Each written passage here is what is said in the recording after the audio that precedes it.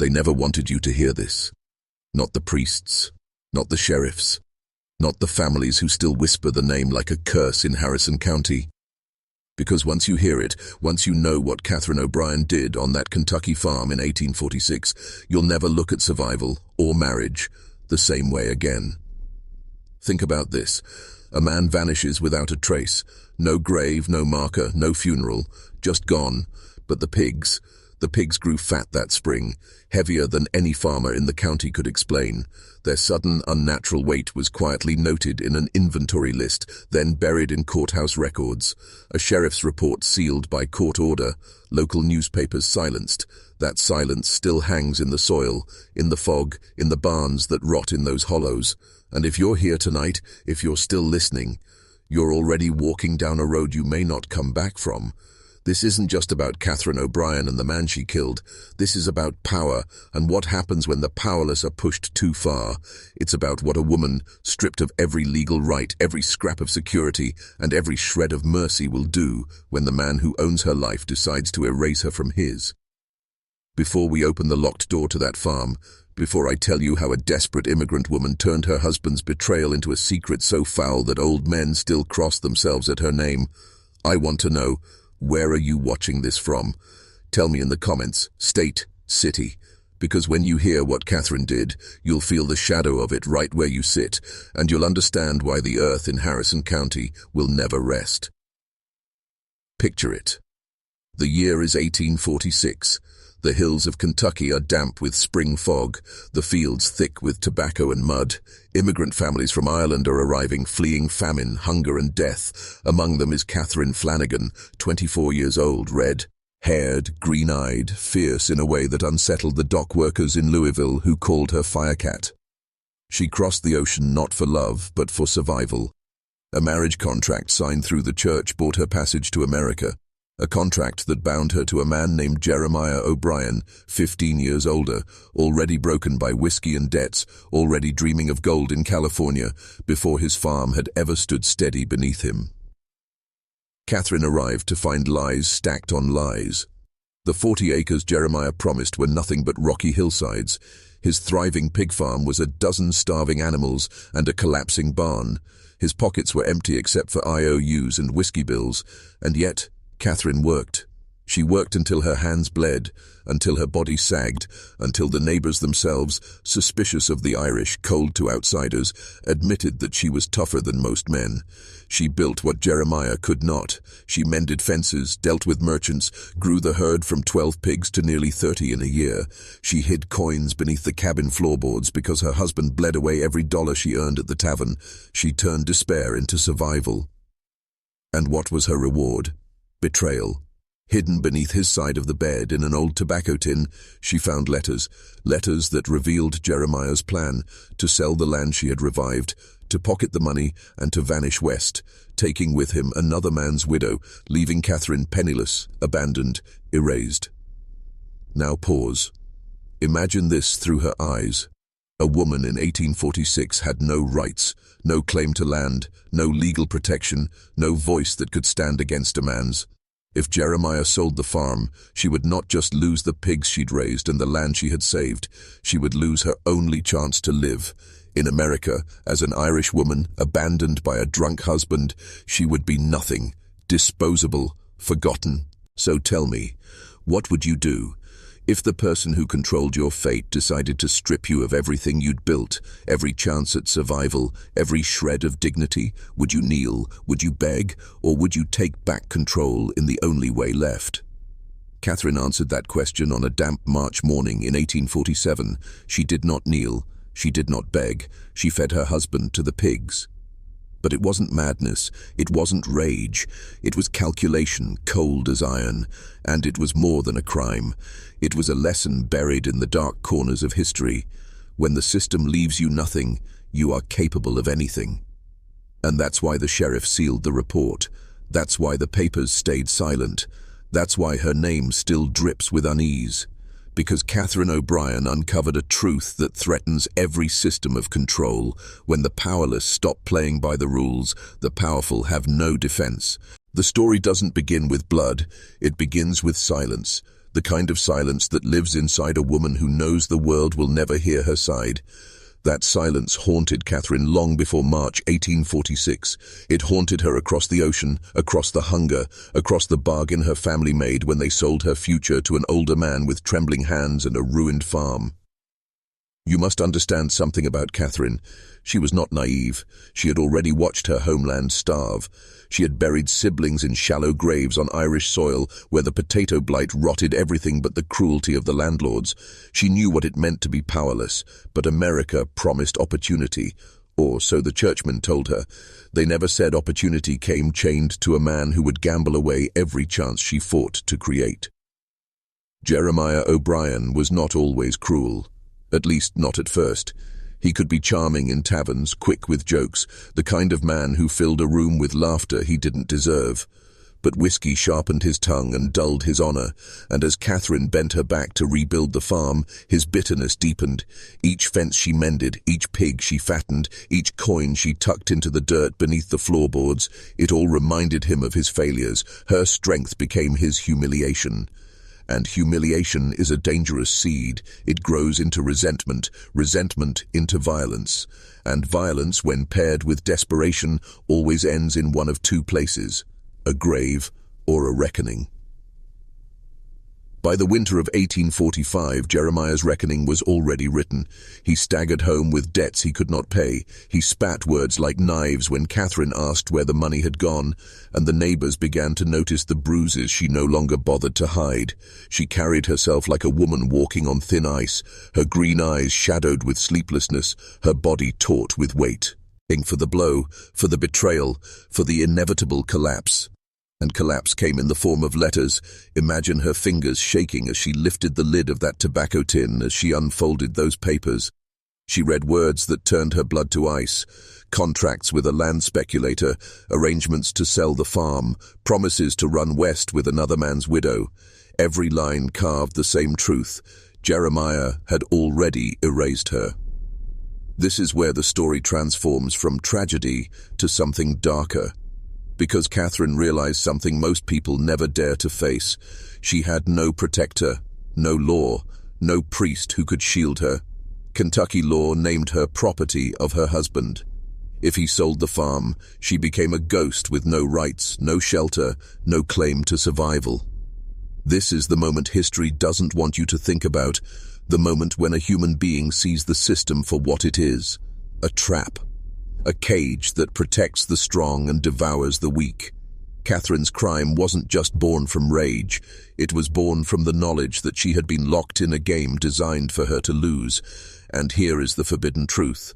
Once a person realizes the game is rigged, once they accept that nothing protects them except themselves, they become dangerous. Catherine looked at Jeremiah and saw not just a husband, but the face of the system itself. A system that told her, you have no rights, you have no voice, you have no power. So she answered in the only language such a system understands, not with pleas, not with prayer, with action, with finality. But before she lifted the ladle, before she struck the blow that would silence Jeremiah forever, she stood at a crossroads. To one side, obedience, silence, poverty, death in slow motion. To the other, rebellion, survival, power, and power, once tasted, cannot be untasted. Understand this, and you begin to understand why her name still unsay. Littles the living. Catherine O'Brien is not just a ghost of Kentucky's past. She is a mirror.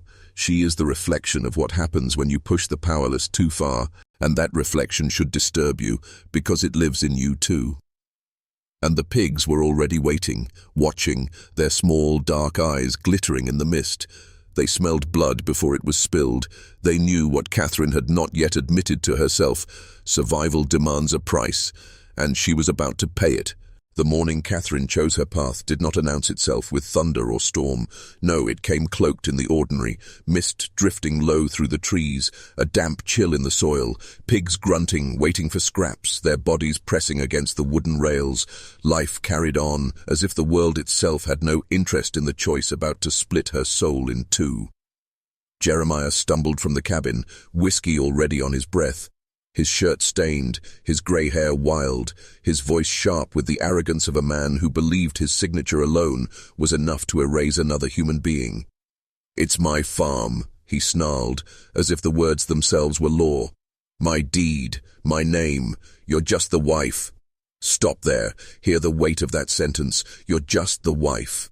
In those 4 words lives the entire machinery of control, not just Jeremiah's cruelty, but the echo of centuries, the church, the courts, the lawmakers, all whispering through his voice. Catherine was not only fighting her husband that day, she was standing against the very structure that told her she had no right to exist outside his shadow. But Jeremiah made a mistake. He underestimated her. Men like him always do. They mistake silence for weakness. They mistake endurance for surrender. They mistake the will to survive for obedience. Catherine's eyes told a different story. Behind them was calculation, the kind of cold, patient arithmetic that desperate people learn when every decision is life or death. She had measured her husband, weighed his threats, studied the way his hands shook when the bottle ran dry. She had mapped every path the law refused to give her, and when the moment came, she did not hesitate. The feeding ladle was heavy, worn smooth by years of work. It was not a weapon, not until she made it one. When Jeremiah raised his hand to strike her, as he had before, as he believed he always could, Cat, her eye moved. The first blow cracked bones, staggering him. The second shattered more than his skull. It shattered the balance of power that had held her in chains since the day she boarded the ship from Ireland. Silence followed. Not the silence of peace, but the suffocating stillness after a storm. Jeremiah collapsed into the mud, his body jerking once, then still. The pigs pressed closer to the fence, their nostrils flaring, their snouts lifting toward the scent of blood. Catherine stood over her husband, trembling, the ladle slipping from her hands. In that moment, 2 truths collided inside her chest. The first, she had freed herself. The second, freedom had made her a criminal. Do you see it now? This is why the sheriff sealed the report, why the newspapers refused the story, why whispers still cling to her name.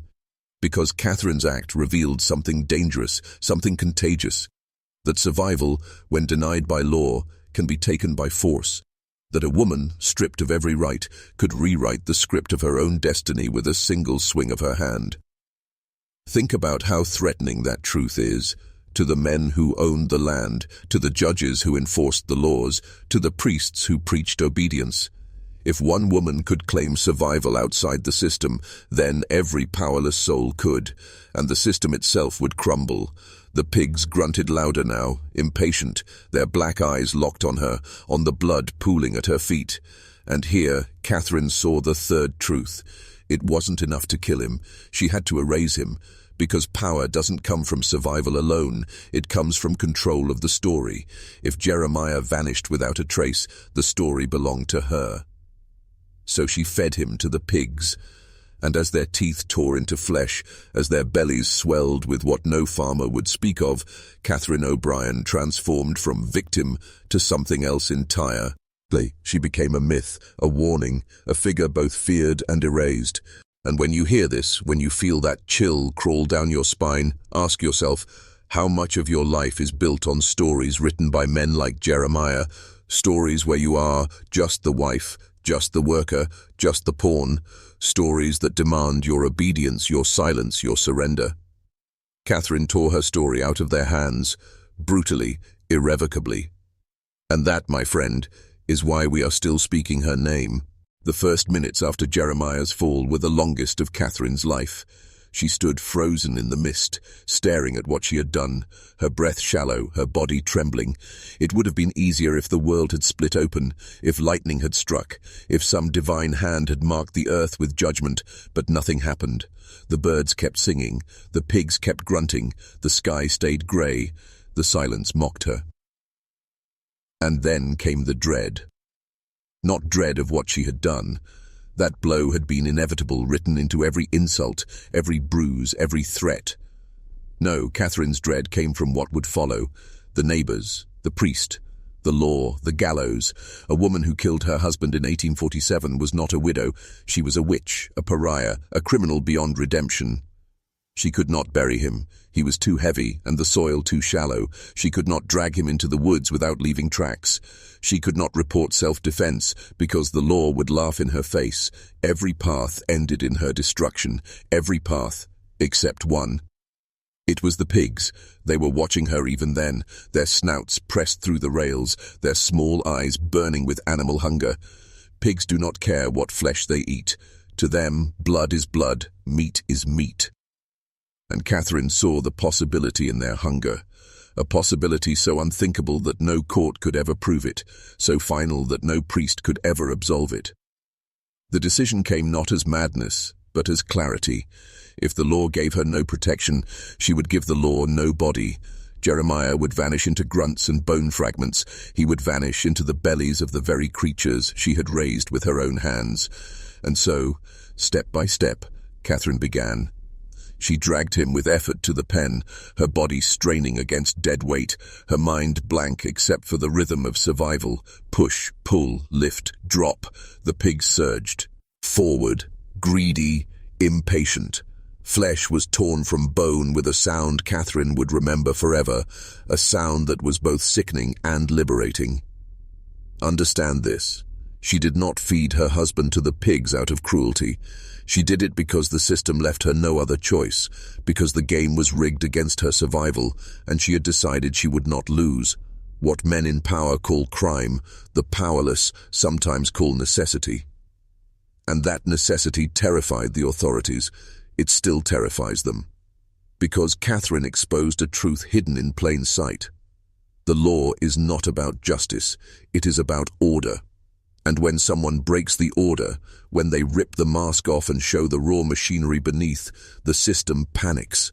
That is why the sheriff sealed the files. That is why the newspapers refused to print the truth. They were not protecting Catherine's neighbors. They were protecting the illusion of control. But illusions cannot contain blood. Whispers spread through Harrison County anyway. Whispers of a husband who vanished. Whispers of pigs that grew too fat, too fast. Whispers of a wife who carried herself differently now, taller, sharper, with the quiet steel of someone who had crossed a line and survived it. She did not boast. She did not confess. She simply lived. She sold her pigs, kept her farm, paid her debts. To the world, Jeremiah O'Brien had gone west. To Catherine, he had gone into the soil, into the hogs, into the silence that she carried in her chest. And here is the most disturbing part. Once she crossed that line, once she realized how fragile the chains of control really were, Catherine could never return to who she had been. She had entered forbidden territory, the place where survival overrides morality, where necessity becomes law, where a human being decides to play God with life and death. That's what changes a person forever. That's why his story is not just about a woman and her pigs, it's about you, about the moment you realize the systems around you, laws, institutions, authorities, are not built to protect you, but to restrain you. And when that moment comes, you will face the same choice Catherine did. Kneel or rebel. She chose rebellion, and the pigs carried her secret. Catherine did not sleep that night. How could she? The cabin was too quiet without Jeremiah's drunken muttering, too still without the sound of his boots striking the floorboards. Every creak of the wood seemed louder, every gust of wind through the cracks like a whisper of accusation. She sat by the dying fire with her hands folded tight, staring into the embers, rehearsing the story she would tell. Jeremiah had left for California. That was the tale she would spin. A restless man chasing gold. A man with debts and dreams who had packed up and walked away like so many others in those years. It was plausible, believable, and most important of all, it was unverifiable. But here's the truth no one wrote down. Catherine wasn't just hiding a crime. She was reshaping her identity. Once you destroy the chains that bind you, you cannot go back to pretending they were never there. That night, as she sat by the fire, she was no longer just Jeremiah's wife. She was something else, something the world did not yet have a name for. She told herself she had acted out of necessity, and that was true, but beneath the necessity was something darker, a flicker of power she had never felt before. For years she had been told she was nothing, that her work was invisible, that her labor belonged to him, that her voice carried no weight. And yet in one morning, with one act, she had overturned it all. Do you see the danger? This is why the story was buried, because Catherine proved that the powerless are only powerless until they decide they are not. And that revelation is more threatening than any weapon. It spreads, it lingers, it infects the minds of those who hear it. The neighbors began to ask questions. Where was Jeremiah? Why had he been seen in town? Catherine's answers were calm, steady, rehearsed. He had gone west, she explained. He had sold the farm and left her the herd as payment for her labor. She delivered the story with just enough sadness to make it believable, just enough pride to silence further questions. And people wanted to believe her, because the alternative was too disturbing, that a woman could erase a man, could outthink him, outlast him, and leave no trace. That possibility unsettled the very foundation of a world where men believed themselves untouchable. The sheriff investigated, of course. He walked the property. He looked over the herd. He asked questions that Catherine answered with eyes steady as stone. But then he noticed the pigs. Not just their numbers, but their size, their sudden, unnatural weight. Farmers talk. They know what is normal, what is possible, what is not. And the pigs of Catherine O'Brien defied explanation. That detail made it into the inventory list at the courthouse. And then, mysteriously, nowhere else. The sheriff's final report sealed by order, local papers warned off. The silence stitched itself back together. Because silence is the tool of control. It erases rebellion before others can learn from it. But whispers cannot be erased. The Irish families spoke of Catherine in hushed tones, some calling her a monster, others calling her a survivor. And among the American families, who had never wanted the Irish there in the first place, the story became a kind of folk curse. To speak her name was to invite darkness, to repeat her deed was to tempt fate. And yet the truth is simpler and far more disturbing.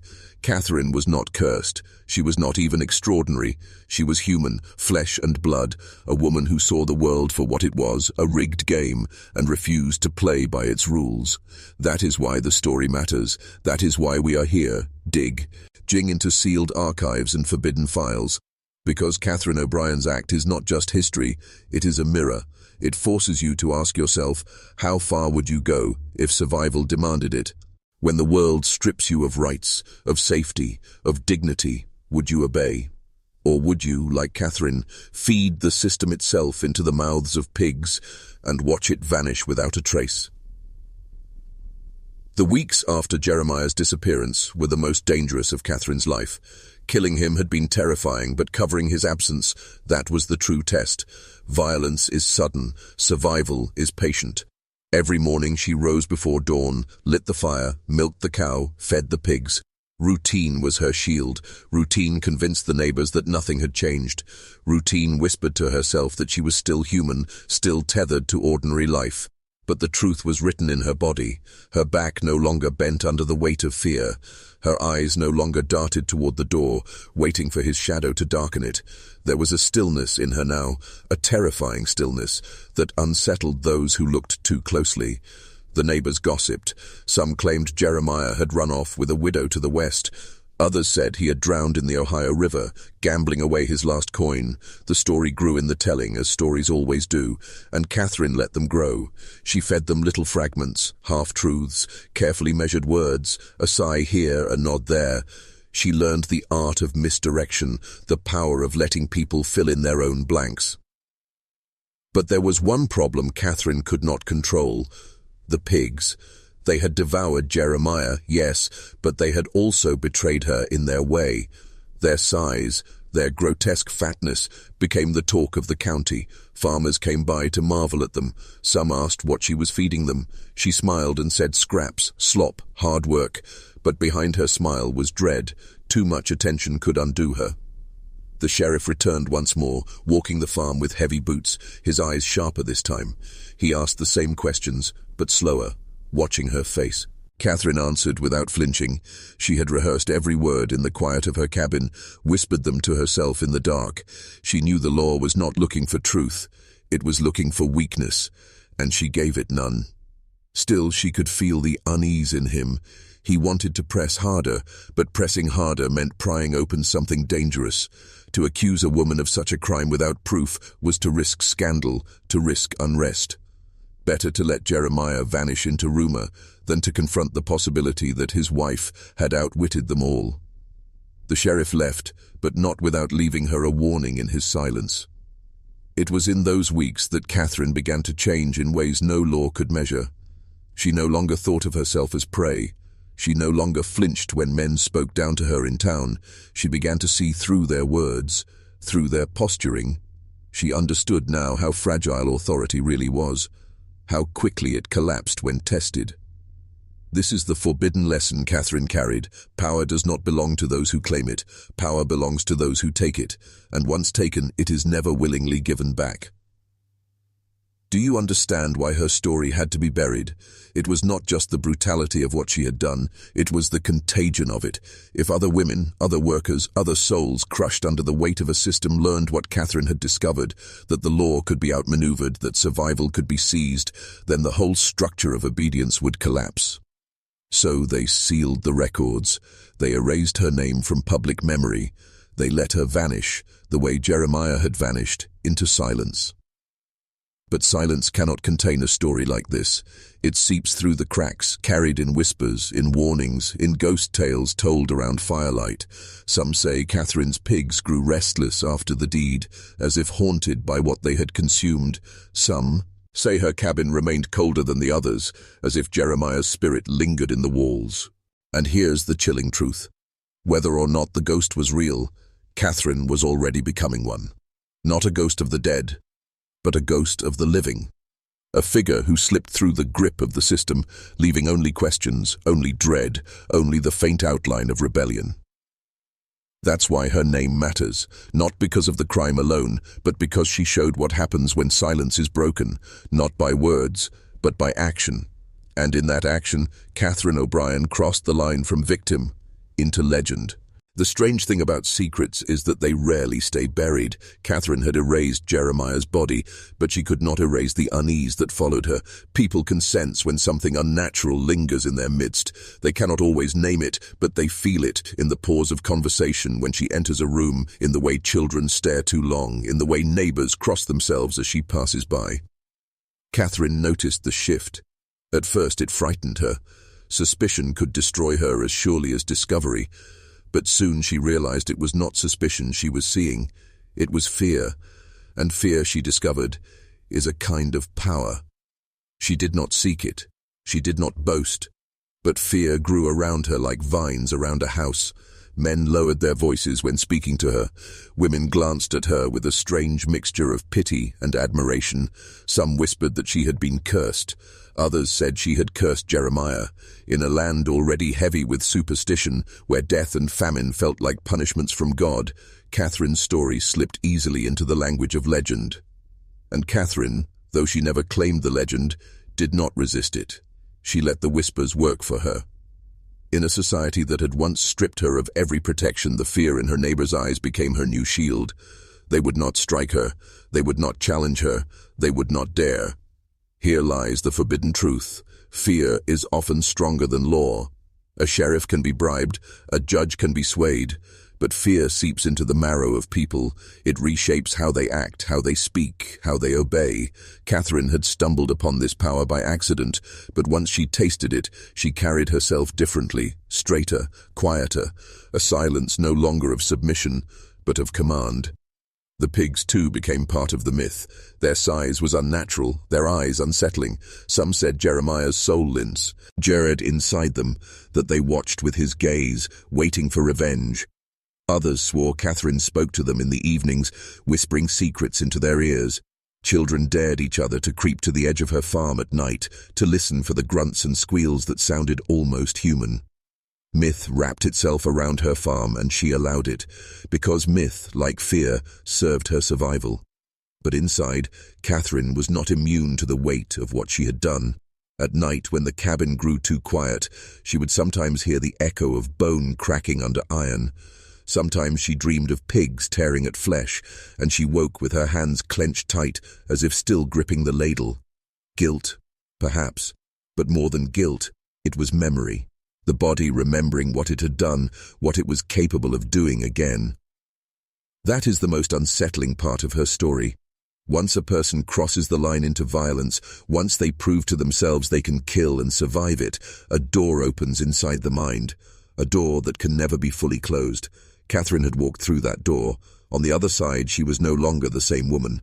And here's what terrifies us even now. She wasn't extraordinary, she wasn't a monster, she wasn't born different. She was ordinary until the world forced her hand, which means any one of us, under the right pressures, could walk through that same door, could make the same choice, could wear the same silence. That is why the system buried her story, not because of pigs, not because of brutality, but because Catherine revealed a truth the powerful cannot afford you to believe. Survival can make killers of anyone. And so, in whispers, she became something else. To the devout, she was a warning. To the desperate, she was a symbol. To the powerful, she was a threat. And to history, she became a shadow that still lingers, daring us to ask what we would do if pressed against the same wall. Catherine O'Brien was no longer just a farmer's wife. She had become an idea. And ideas are harder to bury than bodies. History pretends that women like Catherine O'Brien never existed. When the record does mention them, it is only as caricatures, madwomen, temptresses, witches, never strategists, never survivors. And yet, buried in the sealed archives, you find a pattern.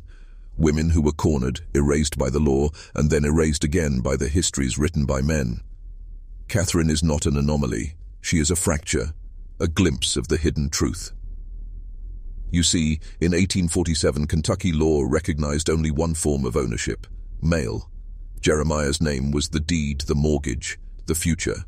Catherine's hands rebuilt that farm, but her hands meant nothing to the state. She was property improving property. This is the corruption no one speaks of, not the violence of murder, but the quieter violence of law itself. It was designed to strip her of power. It was designed to leave her with nothing. And yet, she found a way to turn the very structure of survival against itself. When she killed Jeremiah, she was not simply ending a threat. She was rewriting the contract. She was placing herself, not in the role of widow, but in the role of master. The pigs devoured more than flesh. They devoured the evidence of a system that told her she did not matter. That is why this story is dangerous. That is why it was buried. The newspapers of Harrison County printed whispers of Jeremiah's disappearance, but the full investigation, sealed, court records redacted, local clergy sworn to silence. Why? Because if Catherine's act was ever fully revealed, it would have exposed just how fragile the patriarchal structure really was. If a woman with nothing could destroy it with her bare hands and a ladle, what would stop others from realizing they could do the same? This is where we descend deeper. Catherine's survival was not only physical, it was psychological. She learned to weaponize silence. She understood that in a community where words could hang you, saying less gave her power. Imagine it, the quiet Irish woman at church, her eyes downcast, lips sealed. To the men around her, that silence was suspicious, unsettling. To the women, it was terrifyingly inspiring, because silence is never empty. Silence is charged. Silence makes people project their own fears into it. Catherine became a mirror for the community's darkest thoughts, and in doing so, she controlled them. But this goes further still. The pigs themselves became an instrument of psychological control. Neighbors claimed they grew too fast, ate too much, carried unnatural weight. Livestock as evidence of sin. Every time they looked at those swollen animals, they thought of Jeremiah, thought of death, thought of the unspoken. Catherine never denied it. She fed them, cared for them, even let them wander close to the property line where children could see. She allowed the myth to ferment, and myth is stronger than testimony. Here is what no historian dares say. Catherine didn't simply survive, she ascended. She stepped outside the script written for her and into the dangerous territory of legend, and legends frighten rulers far more than criminals. A thief can be hanged, a murderer can be jailed, but a legend spreads like infection. Ask yourself this: why do you know the name Jack the Ripper, but not Catherine O'Brien? Because one story preserves fear of men, the other story ignites fear of women. One upholds the system, the other corrodes it. That is why you were never meant to hear this. That is why these words feel dangerous, because they are. And maybe you feel it now, the slight unease, the weight in your chest, because you know this isn't just about Catherine. This is about you, about the lies you've been told about power, about obedience, about who is allowed to take destiny in their hands. By the spring of 1846, whispers had grown too loud for the county to ignore. Jeremiah O'Brien was gone, and though no one dared accuse Catherine openly, silence only carried so far. The sheriff rode out once, then twice, asking polite questions, questions that were not really questions, but probes meant to test her composure. "Have you seen your husband, ma'am?" Catherine looked at him without blinking. "He went west, chasing gold." It was the perfect answer. Everyone had heard the rumors of California. Everyone knew restless men were abandoning their farms for the dream of quick riches. The sheriff nodded, but his eyes lingered on her pigs. They had grown larger, too large. Farmers know what livestock should weigh. These animals carried something unnatural in their swollen bellies, and the sheriff made a note of it. Not a report, not a statement, just a private note. Because even he understood, some truths were better left unwritten. Still, suspicion stalked Catherine's land like a predator. She could feel it in the air, in the way visitors glanced too long at the barn, in the way children's laughter cut short when she appeared. Fear had given her power, but fear also draws attention, and attention, in a world built on control, is a dangerous currency. You see, the system does not care about truth. It cares about order. Catherine's survival was a threat to that order. A woman with no property rights, no standing in court, had flipped the script. If she could do it, others might follow. That possibility was more dangerous than murder. That possibility had to be buried. So the county did what power always does. It rewrote the narrative. The official record claimed Jeremiah was missing, presumed to have abandoned his holdings. The sheriff's sealed report noted no evidence of foul play. The church whispered that Catherine should pray for her husband's safe return, while privately reminding parishioners that a wife must endure. The institutions knew the truth or pieces of it, but their silence was not ignorance, it was strategy. Because if Catherine's act became known, it would reveal a loophole. A woman could break the system and win, and that knowledge could spread. Fear is contagious. Rebellion is contagious.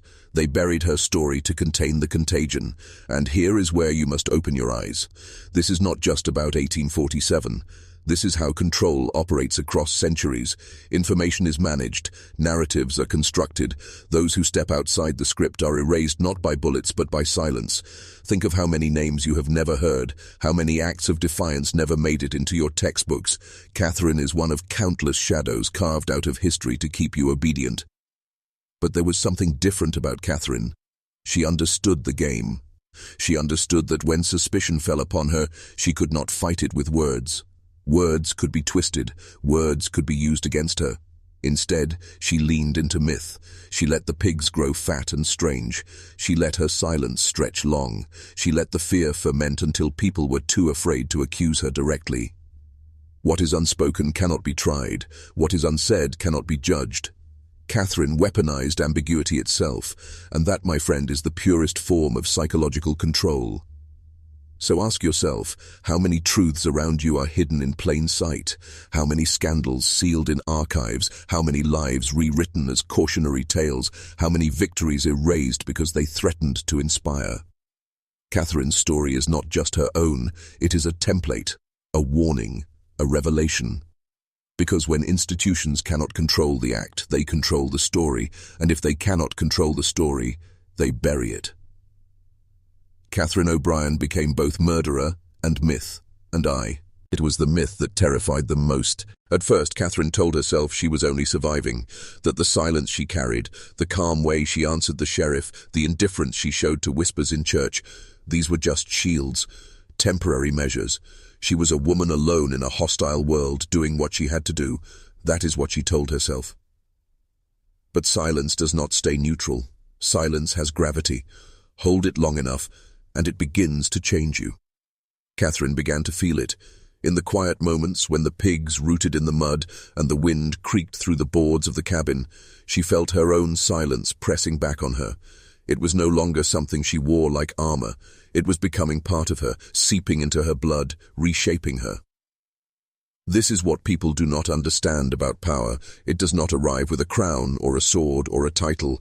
It arrives quietly, in small shifts, the way others lower their eyes when you look at them, the way suspicion hardens into fear and fear into respect. Catherine had never known respect from Jeremiah, never from the law, never from the men who spat at her Irish name.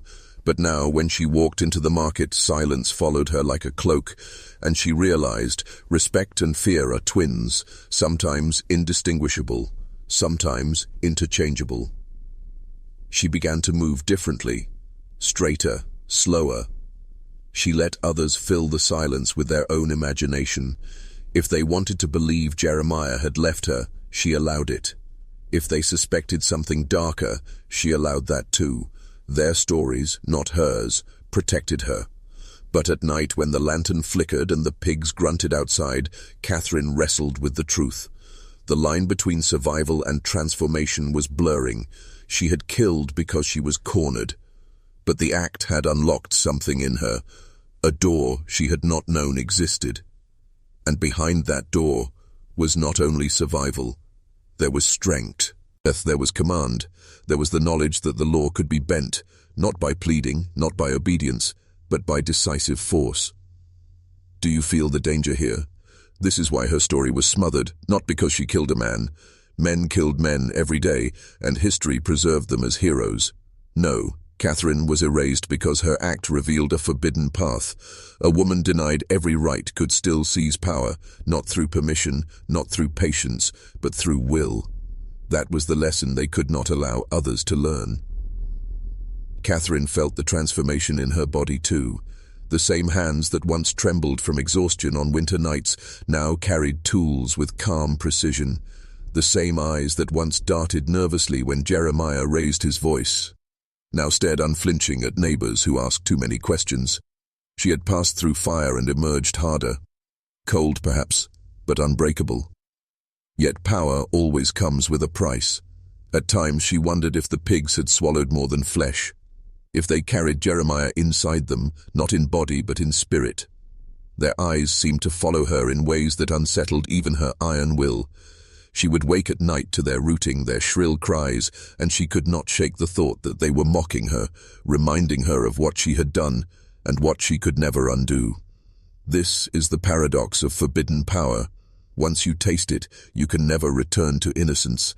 Catherine knew she had crossed a threshold. She was no longer just a survivor. She was something else.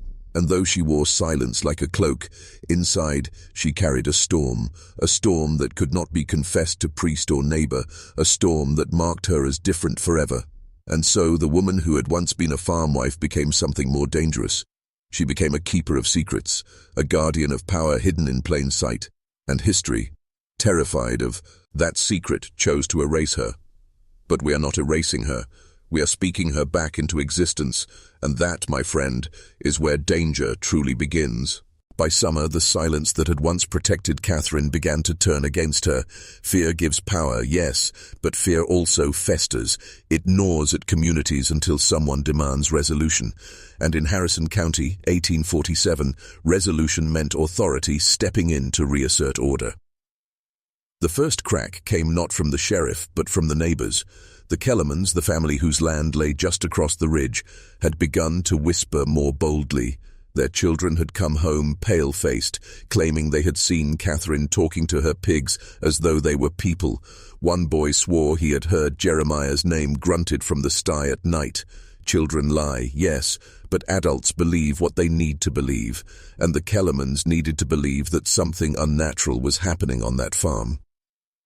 So they carried their fears to the priest.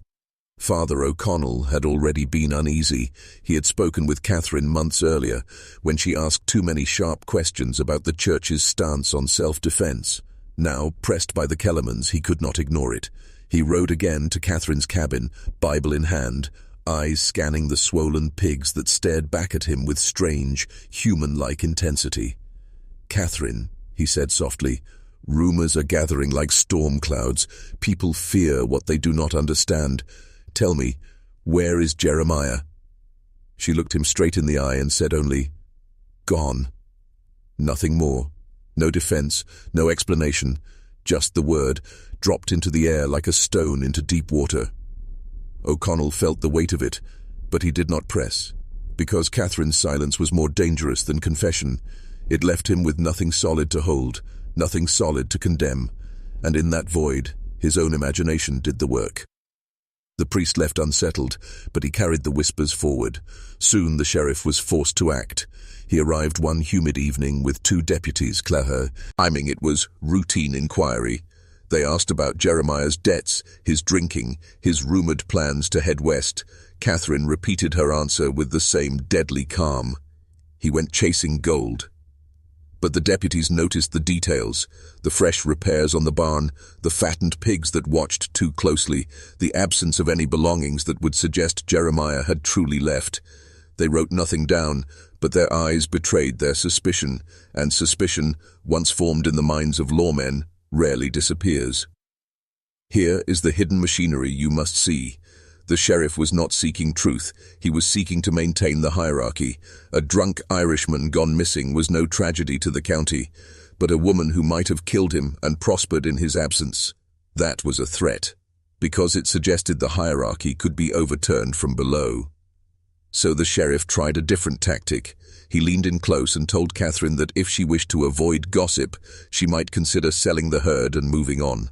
A gentle suggestion on the surface. But beneath it was a blade. Leave quietly, or we will not protect you when the whispers grow too loud. Catherine understood. This was how power moved. Through pressure, through veiled threat, through the subtle art of erasing the inconvenient without ever writing their crime into the record. The sheriff wanted her gone not because she had killed Jeremiah, but because she had survived it, because she had thrived, and thriving outside the system was intolerable. But Catherine did not bend. She met his gaze and said, "This land is mine. These animals are mine, and I am not leaving." Her defiance froze him. The deputies shifted uneasily. In that moment, the sheriff saw what the others had already begun to sense, that Catherine carried herself not as a widow, not as a victim, but as something else, something they could not quite name, something that frightened them. So the sheriff left, muttering that he would make further inquiries. But he did not return with warrants or arrests, because fear had done what the law could not. Catherine O'Brien remained untouchable, not by innocence, but by the shadow she cast, and that shadow grew longer with each passing week. There is a moment when survival ends and dominion begins. Catherine did not notice it all at once. It crept in, like dusk turning to night. But by the late summer of 1847, she was no longer simply enduring her neighbor's suspicion. She was using it. Fear is a kind of currency. The more people whispered about her pigs, the more cautious they became in her presence. Neighbors who once dismissed her as the Irish wife now crossed the street when she came into town. Shopkeepers who might once have overcharged her now placed goods gently in her hands, careful not to meet her eyes too long.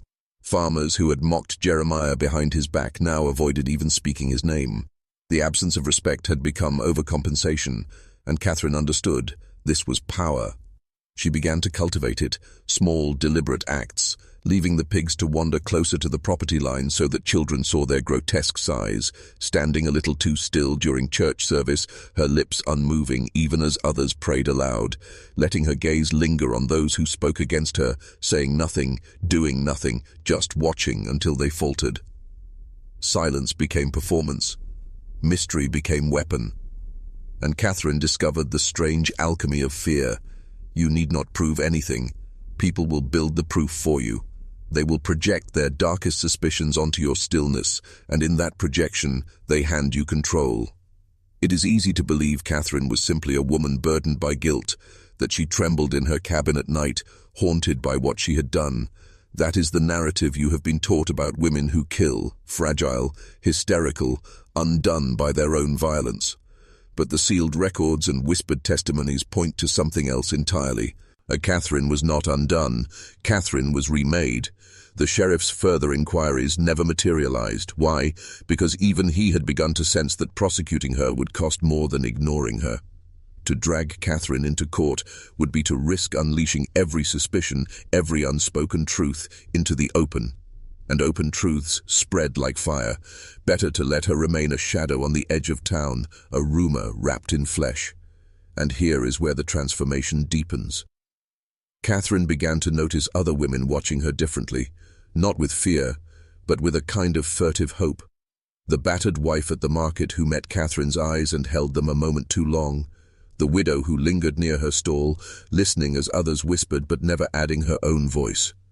These were not allies, not yet. But they were witnesses. They saw in Catherine a possibility that had been forbidden to them, and possibility is contagious. Catherine did not speak to them. She did not rally them. She did not need to. Her very existence, unbroken, was a declaration. The system had tried to erase her with silence, and she had turned silence into a weapon. But with power comes danger. The Kellermans, emboldened by their gossip, began to mutter about the devil's work across the ridge. Some men, after too much whiskey, swore they would see what was really in that barn. Fear, once stoked, does not remain under control. It spills over, hungry for release. Catherine knew it was only a matter of time before someone tried to act on the myth she had allowed to grow. And here lies the paradox. The very shadow that protected her also painted a target on her back. She had crossed a threshold, stepped into the realm of legend, but legends are always hunted. Catherine stood at the edge of something vast and dangerous, no longer merely a woman, not yet a ghost, but already becoming more than either. She had survived Jeremiah, she had survived the law, now she would have to survive the myth of Catherine O'Brien itself. By autumn, the whispers had swollen into something heavier. Rumor is like water. It seeps, it gathers, and then, under the right pressure, it bursts. For Catherine, the burst came one cold October night when a group of men staggered up the ridge toward her cabin, whiskey-brave and righteous in their fear. They were not officials, not deputies, they were neighbors, farmers who had heard their wives mutter about Catherine, men whose children refused to pass her land after dusk, men who felt their authority shrinking each time she walked into town unbroken. Fear had fermented into anger, and anger in men like these always searches for a target it can call justice. They carried lanterns and a rusted shotgun. They claimed they wanted only to ask questions, but their boots trampled the earth with a purpose that betrayed their intent. Catherine saw their approach from her window. She did not run. She did not hide. Instead, she lit her own lamp, stepped out onto the porch, and waited. Imagine the scene. The cabin framed in moonlight, pigs rustling in the shadows, Catherine standing still as stone, her face unreadable. The men slowed when they saw her. Their bravado, fueled by drink, collided with the quiet force of her presence. She said nothing, and silence once again did her work. "Where's Jeremiah?" one man demanded. His voice cracked. Another added, "Folks say you did something to him, fed him to those pigs." Catherine did not flinch. She let the accusation hang in the cold air, heavy and unchallenged. Then, finally, she spoke. 5 words, no more. "If you believe it, enter." The men froze. The pigs grunted, restless, as though stirred by the challenge. The lantern flames flickered in the autumn wind. For a moment, the night seemed to lean in, waiting. But none of them stepped forward, because Catherine had done something extraordinary. She had inverted the confrontation. By refusing to deny, by offering them the choice, she forced them to confront their own fear. To enter the barn would be to test their suspicions, to risk discovering the truth they had convinced themselves they wanted. But discovery is heavier than suspicion, and none of them were prepared to carry it. They muttered, cursed under their breath, and finally turned back down the ridge, their lanterns bobbing away into the night. Not a victory, not exactly, but a standoff won without blood, without confession, a performance of power so sharp that even drunken men with weapons retreated from it. This was the moment Catherine understood the full weight of what she had become. She was no longer just a woman who had killed her husband. She was no longer just the keeper of silence. She was now a figure others measured themselves against. To confront her was to confront their own terror, and terror has a way of binding people tighter than law ever could. But make no mistake, this confrontation carried a cost. The Kellermans spread the tale, embellishing it, twisting it into something darker. Soon the whispers grew teeth. That Catherine was a witch, that her pigs were possessed, that Jeremiah's ghost walked the ridge at night. Fear no longer protected her. It was curdling into justification for violence. Legends, once unleashed, do not remain under their maker's control. Catherine had crossed another threshold. Retreat was impossible. Denial would no longer save her. She faced a choice: resist the myth consuming her, or step fully into it, becoming not Catherine O'Brien, the farm wife, but Catherine O'Brien, the figure of dread. And on that October night, standing alone before her cabin, pigs restless in the dark, Catherine felt the strange pull of destiny. To fight the legend would be to lose, to embrace it would be to survive. Which path would you have chosen? After the night the men retreated, Catherine understood. Denial was no longer her weapon. The myth had already outrun her silence. To survive, she could not merely endure it. She had to shape it. Fear, left unchecked, becomes chaos. But fear, harnessed, becomes control. She began with small gestures. When she walked into town, she no longer softened her presence. She moved slower, deliberate, as if every step carried purpose. She dressed in darker fabric, plain but somber, the kind that caught candlelight in church like a shadow among the congregation. People whispered, "Widow," but the word trembled now. It was no longer pity. It was warning. At the market she began buying feed in excess, far more than her pigs required. She let people see her counting coins carefully, her expression unreadable. They wondered what she was feeding, what she was growing. She never explained. She never smiled. Ambiguity did her work. Most potent of all were her silences in the church pew, when others recited prayers aloud. Catherine's lips did not move. Her eyes remained fixed forward, unblinking. For some, this was proof of godlessness. For others, it was proof of something darker, secret prayers, secret pacts. Catherine never corrected them. She let their imaginations carry the burden, and slowly, whispers transformed. She was no longer merely the woman who might have killed her husband. She was becoming something larger, harder to name. To some she was a witch, to others a cursed widow, to others still a woman who had struck back at a cruel fate and lived to tell it. The legend was mutating, and Catherine guided it, like a hand steering smoke. But myth does not only live in whispers, it thrives in ritual. And Catherine began to craft rituals, subtle but unforgettable. On moonlit nights she would stand by the sty with a lantern, letting its glow cast her shadow across the pigs as they fed noisily. Sometimes she sang, not hymns, but old Irish laments, low and mournful, the kind her mother had taught her. The sound carried down the ridge, drifting into neighboring farms. No one ever approached, but they all heard, and hearing was enough. On Sundays, when Father O'Connell's sermon turned towards sin and repentance, Catherine would rise before the final blessing and walk out, her boots striking the floorboards in a silence louder than words. People gasped, but no one stopped her. The act became its own sermon, one spoken not by the priest, but by Catherine herself. Understand what was happening here. Catherine had ceased to be a woman alone. She was becoming an institution of her own, parallel to the church, to the sheriff, to the community that tried to erase her. Where law faltered and scripture bent, Catherine stood as proof of something else, unyielding, dangerous, undeniable. Women noticed first. A bruised cheek here, a hushed argument there, and suddenly wives lingered longer near Catherine at the market. They did not speak openly, fear still bound their tongues, but their eyes spoke.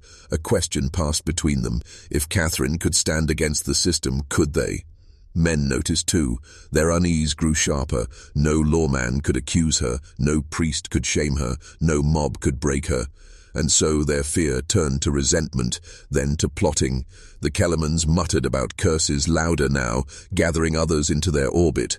The sheriff spoke of keeping peace, but meant something colder: containment.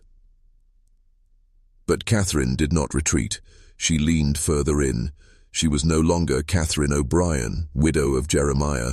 She was Catherine O'Brien, shadow on the ridge, the woman who could not be broken, the woman who made silence speak louder than sermons.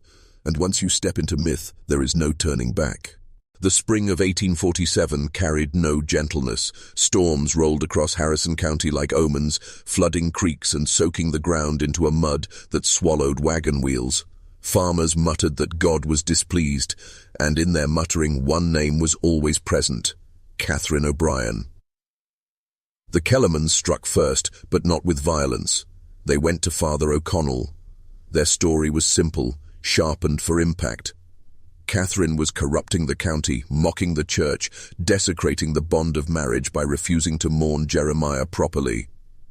They whispered of strange songs at night, of pigs fattened unnaturally, of eyes that glowed red when lantern light caught them wrong. Fear and piety walked hand in hand to the priest's ear. But O'Connell hesitated. He had seen Catherine's desperation before the storm broke, had heard her questions about survival and divine justice. He knew she was dangerous, yes, but he also knew she was cornered, and a cornered woman is often closer to truth than to sin. Still, his hesitation was itself a weapon, for it left a vacuum, and in that vacuum, men filled the silence with their own designs. The sheriff, pressed by whispers of disorder, called a private gathering. 10 men, all landowners, all American-born, met in the back of Cynthiana's tavern. Their talk was not of evidence but of image. Harrison County was growing, and settlers from the east were arriving. Rumors of a cannibal widow on a pig farm threatened property values, respectability, and the fragile sense of order. Catherine had become more than a woman. She was a blemish, and blemishes must be erased. The plan was simple. They would send word to the state authorities, request an inquiry, and in the meantime apply pressure. No direct accusation of murder, too dangerous without proof, but rather a tightening of the noose. Merchants would refuse her trade. Neighbors would deny her silence would become starvation. But myths are not so easily starved. The very act of ostracism only deepened the aura around her. Each refusal at market became a story retold by wives at the pump. How Catherine took her basket back without a word. How she looked the merchant in the eye until he shifted uncomfortably. How she carried her goods home as if nothing could touch her. They said the pigs thrived still, growing fat even when other herds sickened in the wet spring. Was it skill, or was it something darker? Fear swelled, and with fear came the first whispers of action, not by law, but by night. The Kellerman brothers, emboldened by whiskey, spoke of torches, of cleansing fire. They told themselves it would be God's justice, but in truth it was fear of a woman who refused to bow. They saw Catherine not as flesh and blood, but as a mirror reflecting their own weakness, and men who fear their reflection often seek to smash the glass. Catherine, meanwhile, sensed the tightening. The sheriff's gaze lingered too long when he passed her on the road. The priest's voice faltered when he blessed her in church. Neighbors stopped meeting her eyes, but rather than shrink, Catherine hardened. The isolation clarified her. She knew then she was no longer merely surviving Jeremiah's betrayal. She was surviving a county determined to consume her. On a moonless night, she lit her lantern and stood among the pigs, her shadow tall against the barn wall. She whispered not prayers, but truths to herself. They fear me because I endure. They fear me because I cannot be erased, and that fear is mine to command. The reckoning was approaching. She could feel it in the stillness, in the restless muttering of pigs, in the way the wind seemed to hold its breath across the hollow. Catherine did not know when the men would come, only that they would, and when they did, she would not run. She would meet them, not as a widow, not as a victim, but as something else entirely, something the county had no name for, but every man already feared. It began with the sound of boots in mud. Catherine heard them before she saw them, heavy, uneven strides carrying the weight of fear disguised as courage. The pigs stirred first, their restless grunts rolling through the night air like warning drums. Catherine raised her lantern. Its glow caught the outline of men at the tree line, torches trembling in their fists. There were 6 of them, faces half-lit, eyes hard but uncertain. The Kellerman brothers led, their shoulders hunched forward, pushing courage into their bones. Behind them, younger farmers clutched tools, pitchforks, axes, more for show than for skill. "Catherine O'Brien," one voice rang out, breaking against the silence. "You'll answer for what you've done." Catherine didn't flinch. She stepped closer to the sty, resting the lantern on a fence post so its glow fell across the pigs. Their eyes caught the light, dozens of gleaming orbs reflecting back at the men. To the mob, it must have seemed unnatural, beasts stirred to attention by their mistress ready to defend her. "You come to accuse," Catherine said evenly, her voice carrying like steel in the damp air. "But you bring no proof, no law, only fire and fear. Do you think fire frightens me?" The men shifted. Torches wavered. One of the younger farmers crossed himself, muttering. The Kellermans barked. "She bewitched him, fed him to the pigs. It's God's work we're doing." But Catherine only smiled, the faintest curve of lips. "If you believe God's work is murder in the dark, then strike. Step forward, cross this fence. See what happens when you mistake a woman's silence for weakness." The pigs grunted louder, thrashing at the pen. The torches wavered again. None stepped forward. Fear held them at the edge. Catherine had won the night, but the war was only beginning. When the men finally turned back into the woods, their torches shrinking to embers in the night, Catherine did not move. She stood motionless beside the sty, the pigs still restless, their grunts echoing into the hollow. Only when the last flicker of firelight disappeared into the trees did she take the lantern from the fence post and extinguish it. Darkness returned, heavy and absolute, and in that darkness, Catherine felt something she had not felt since stepping foot on Kentucky soil: complete command. The mob had come, and the mob had retreated. That was all anyone would remember. By dawn, the story was already spreading. In the tavern, men whispered of glowing eyes in the sty, unnatural eyes that multiplied in the dark. They spoke of Catherine's voice, calm and sharp, carrying across the clearing like a spell. Some swore the pigs had grown restless not from hunger, but from something more sinister, as if the animals themselves recognized Catherine as more than a farmer, and because fear travels faster than truth, the tale hardened into legend before the sun was even high. Women carried the story differently. At the market, where voices dropped to hushed tones, they told it like a secret worth keeping, how Catherine had stood alone against 6 men, and not one dared cross her fence.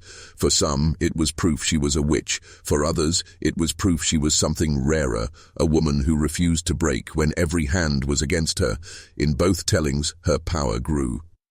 The sheriff heard the story too, though in his version Catherine had threatened lawful men of the county with violence. His pride was stung. He was supposed to command order, yet 6 of his own had returned with nothing but shame. He told himself that Catherine had manipulated them, preyed upon their superstition, and mocked their courage. In truth, he feared her as much as they did. But pride does know. To admit fear, it disguises it as resolve, and so the sheriff began to plan something larger. Father O'Connell's reaction was stranger still. Parishioners told him what they had heard, expecting outrage, expecting a sermon of damnation. Instead, the priest fell silent. He remembered Catherine's questions from a year before, about justice, about survival, about what God saw in the dark. He remembered her eyes, not wild but searching. Was she truly damned, or was she merely living the truth no one else dared confront, that survival in this land demanded blood, not prayer? He did not speak it aloud, but he felt it. Catherine had crossed a line, yes, but perhaps she had not crossed into sin. Perhaps she had crossed into something deeper, older, something the church had no words for. For Catherine, the night of torches was both a victory and a revelation. She knew they would come again, perhaps with more numbers, perhaps with more resolve. But she also knew something more important. They feared her more than they hated her. That fear was her shield. That fear was her weapon. She leaned into it. Her presence in town grew sharper. She spoke less, but when she did, her words landed like iron.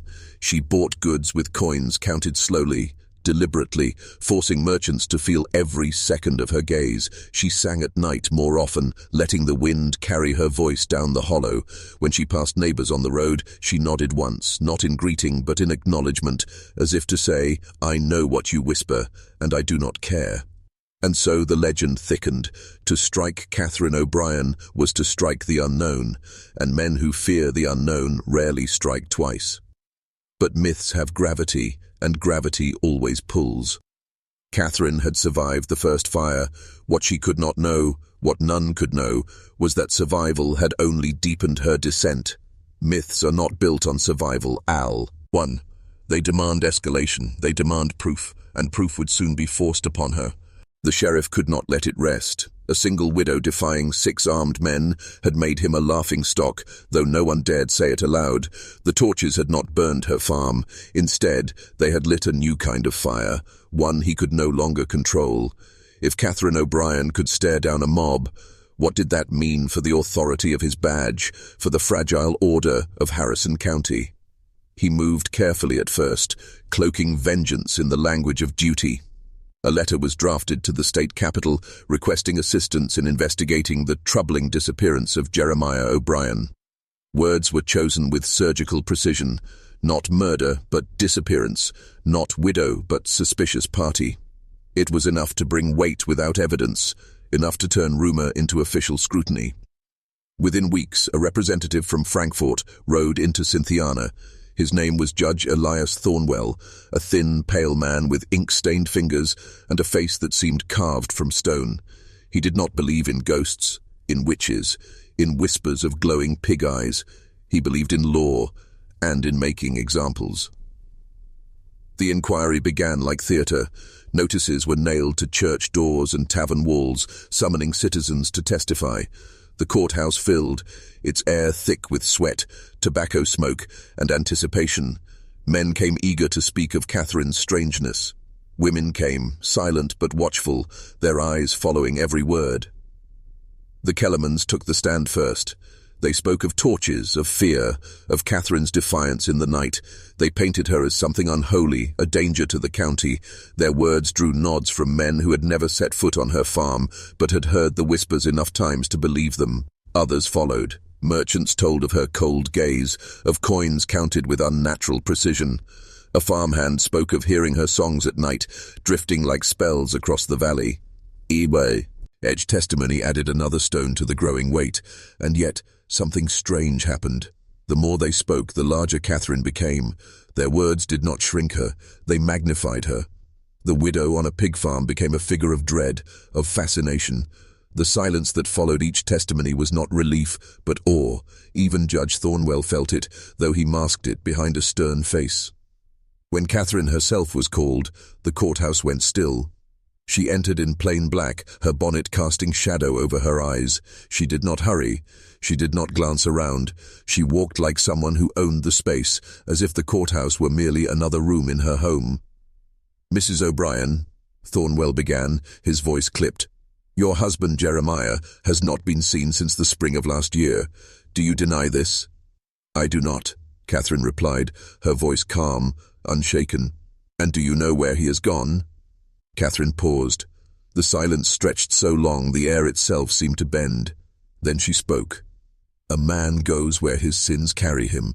Some men walk into drink, some men walk into ruin. Jeremiah O'Brien walked into both. If he wished to leave, that was his choice, and if the land remembers him differently, that is between him and God."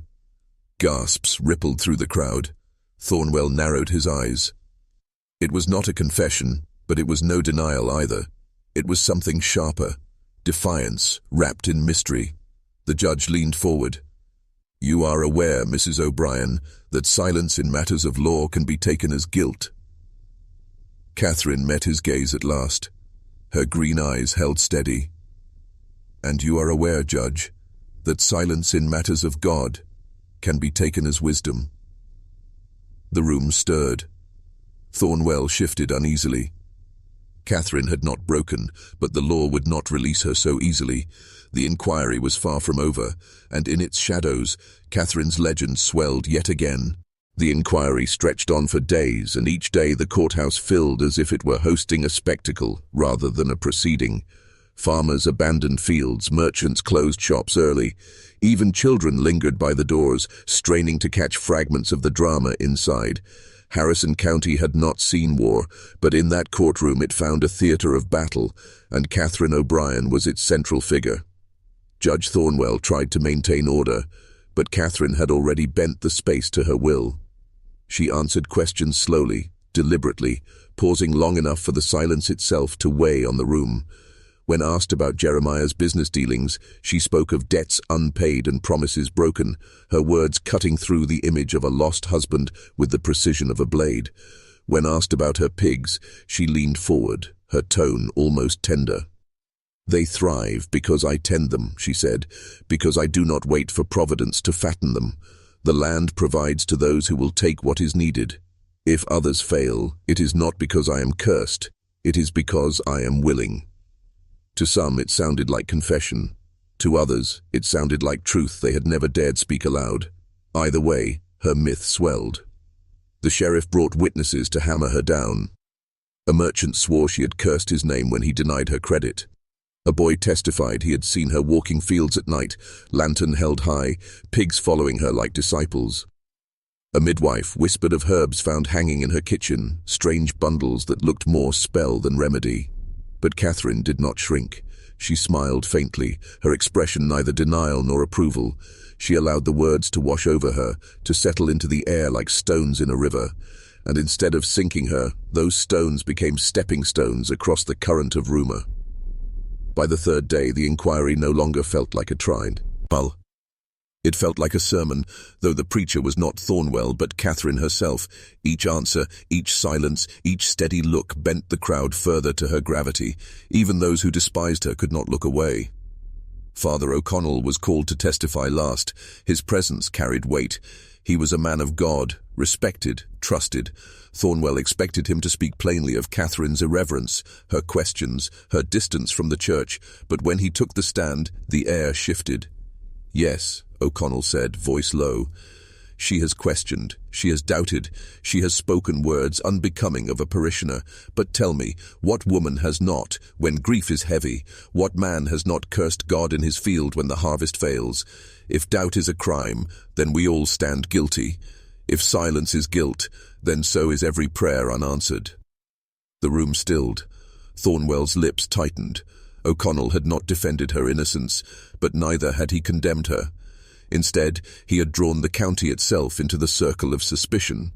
Catherine inclined her head slightly, the faintest acknowledgement, as if the priest had finally spoken the truth she had always known.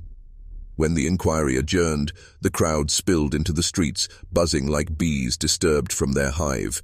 Some insisted the judge would condemn her. Others whispered that Catherine was untouchable, that no law could pin down what she had become. Children mimicked the pigs' grunts in the alleys, daring each other to step into shadows and call her name. And Catherine returned to her farm with her back straight, her pace unhurried, as though the inquiry had been nothing more than a meal she had consumed. She had given them words, silences, and stares, and in return they had fed her myth until it was too large to contain. Judge Thornwell knew it too. He sat long after the room had emptied, fingers drumming the bench. He had wanted to reduce her, to box her into guilt or innocence. Instead, she had slipped through his grasp, growing larger with each attempt to bind her. He had not ended her story. The courthouse brimmed one last time. Rain lashed against its windows, thunder rolling as if the heavens themselves demanded judgment. Judge Thornwell rose, his voice sharp with strain. "Catherine O'Brien," he declared. "This court finds you guilty not of murder, for no proof has been shown, but of disorder, defiance, and conduct unfit for a God-fearing woman. You are condemned to forfeit your lands and depart Harrison County by season's end." Gasps rippled through the room. Exile was not death, yet it carried its own cruelty. Catherine's farm, her pigs, her hard-won survival, all stripped away. But Catherine did not bow. She lifted her chin, eyes sweeping the crowd like a torch. "You may take my land," she said, voice steady, "but you cannot take what you fear. I will leave, yes, but I will not vanish. Wherever I walk, your whispers will follow. Wherever my name is spoken, your fear will grow. You think you bury me in shame, yet you plant me in legend." The words hung like smoke. No one dared answer. Even Thornwell's gavel struck hollow. Catherine left the courthouse alone, her black dress trailing rainwater, her steps unhurried. Behind her, murmurs spread like wildfire. Some said her eyes gleamed in the stormlight. Others swore the pigs howled as she passed, their cries rolling across the valley like mourning bells. By autumn, the farm was abandoned. The pigs were gone, the fields overgrown. Yet at night, travelers whispered of songs drifting through the hollow, of lanterns swinging where no hand carried them. The name Catherine O'Brien lingered, half curse, half prayer. The county thought it had expelled a woman. Instead, it had birthed a myth. And myths do not die, they endure.